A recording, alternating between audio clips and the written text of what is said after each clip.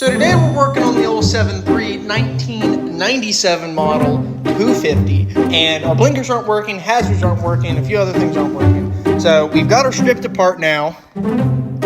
As you can see, been doing some troubleshooting, and we figured out we're pretty sure it's this combination switch. So we're going to try to replace this and see if it fixes it. Update, put the new part on, right there, nothing worked. So we took our part again. Can't figure out what's wrong. If you know what's wrong, please leave a comment.